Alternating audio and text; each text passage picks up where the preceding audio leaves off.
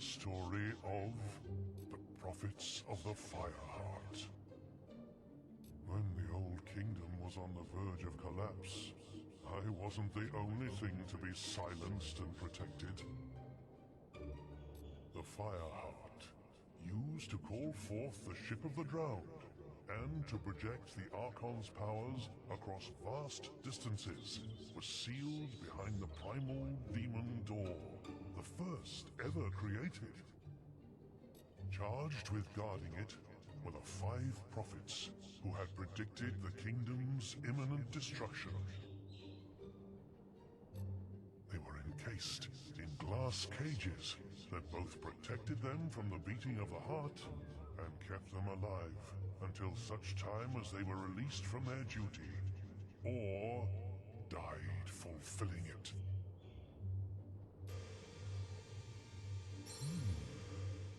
Let's see. Let's discuss Snowspire.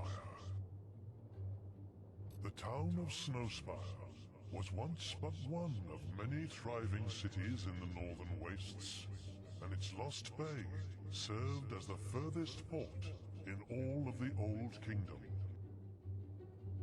Its warriors, steeled by the harshest winters known to man, were among the fiercest the Archon had at his disposal, and it was to them that he entrusted the protection of the Oracle.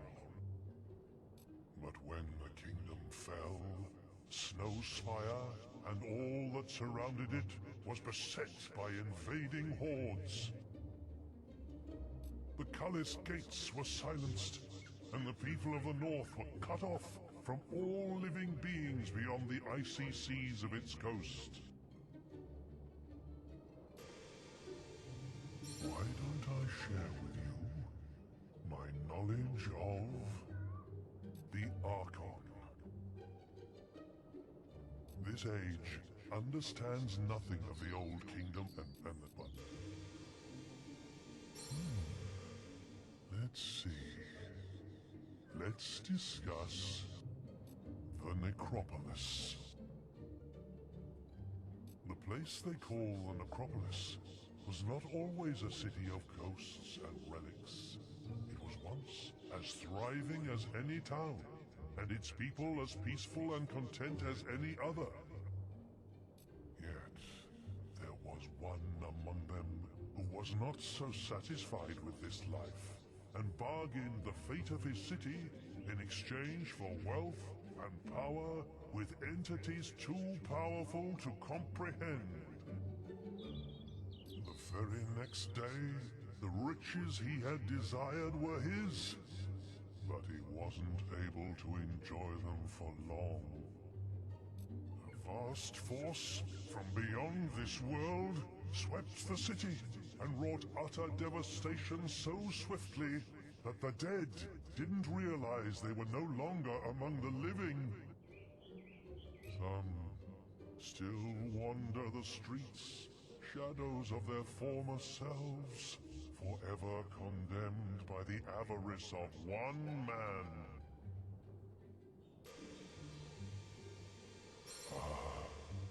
It's been so long since I told anyone about the Ship of the Drowned. When the Old Kingdom constructed the Hook Coast Lighthouse, they did so to house a magical item known as the Fireheart.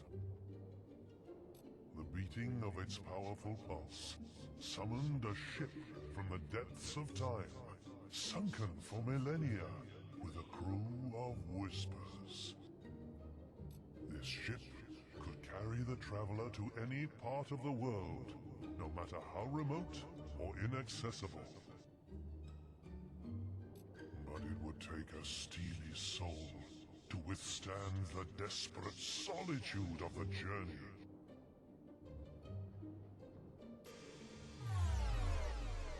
Perhaps you would like to hear the story of the Singing Sword. One of Albion's oldest fables is the tale of a sword whose enormous powers were matched only by the perfect pitch voice with which it would sing battle songs. But in some versions of the myth, it was its dreadful lack of tune that would defeat whole armies. This has led some scholars to believe that the tale has its root in Temmin's, the worst bard ever to exist. He, who once killed an old hero by regaling him with a monstrously bad melody. Unfortunately, it is only a fable, and such a sword has never existed. Why don't I share with you my knowledge of the gods, Scorn and Avo?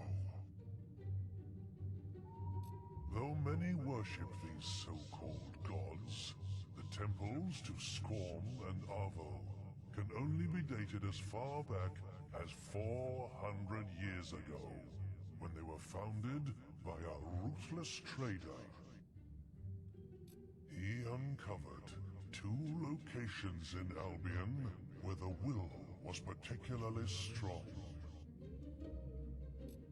In one of them, it tended towards good, healing those who stood there. In the other, it tended towards evil, filling the mind of its visitors with horror and violent urges. The trader saw an opportunity. He would create 2 temples to 2 opposing gods and demand gold from those who felt their power. In time, people came to believe in the existence of Scorn and Avo, but they are nothing but false idols. Let's see. Demon doors. You can learn a lot.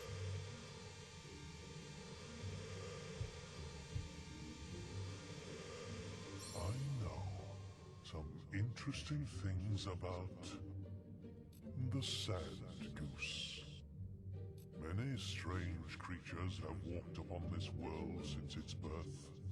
Yet, the historians who found some of their remains are responsible for one which never existed, the fabled sand goose.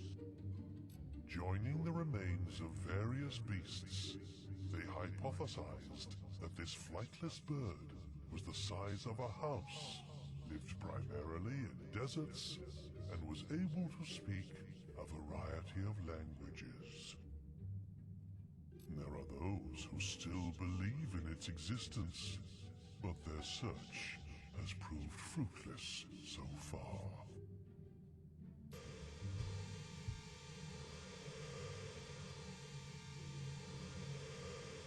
Why don't I share with you my knowledge of screamers? These unfortunate beings were once men, will users who dared to oppose Jack of Blades. They were cursed, never to find rest, except by torturing the souls of the dead and feeding on the life force of the living. But their true nature is only hinted at in our reality.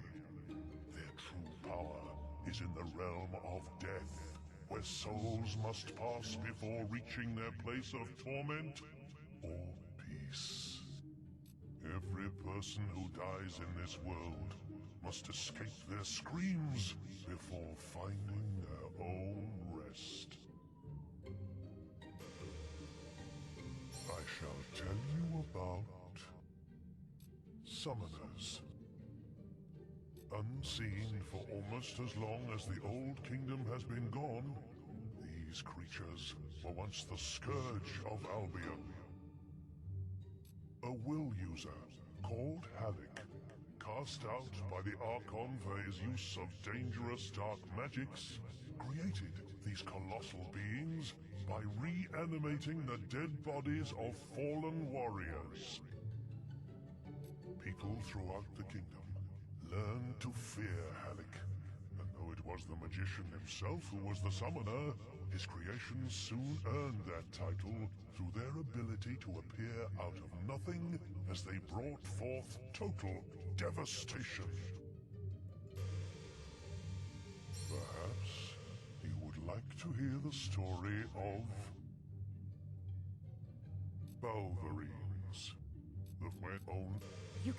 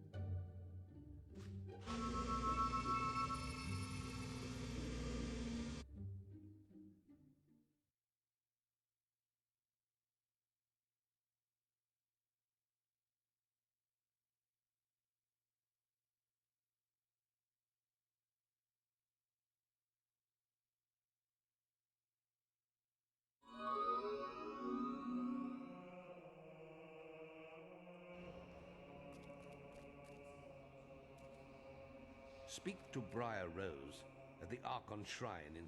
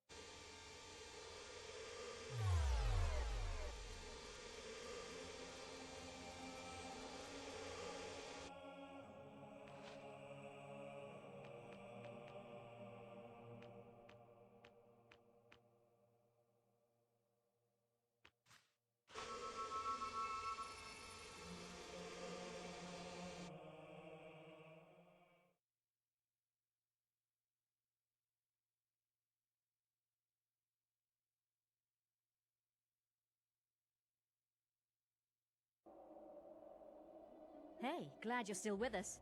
These inscriptions are fascinating, you know. Everything indicates that Jack's new form will emerge from behind the bronze gate, and this structure is the key to opening it. But it looks like it'll take the souls of 3 heroes to activate the mechanism. These things are never simple, are they? It doesn't want just any heroes either. The first instruction calls for the King of the Arena, no less. I suppose you could chop your own head off, but then there'd be no one for me to order around, would there? Why don't you pay Thunder a visit? He knows the arena inside and out. I've checked with the guild and they say he's in Knothole Glade. You've still got Jack's mask, haven't you? Good. You'll need it to trap the souls. I still can't believe he might not be dead. Anyway, I better start researching the second inscription.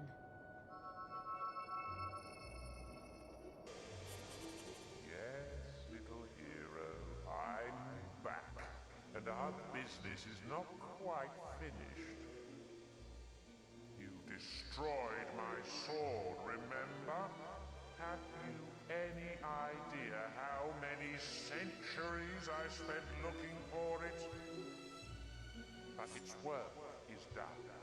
Soon I will have power beyond your imagining, and you will be the first to die.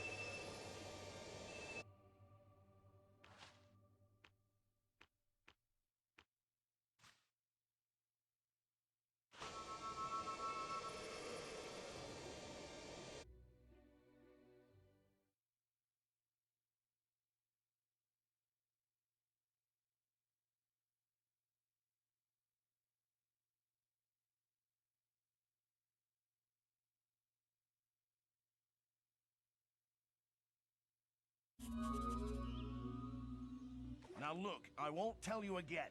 We don't need a hero. For the first time in years, we aren't being attacked, sieged, or kidnapped by anything. Now leave us alone.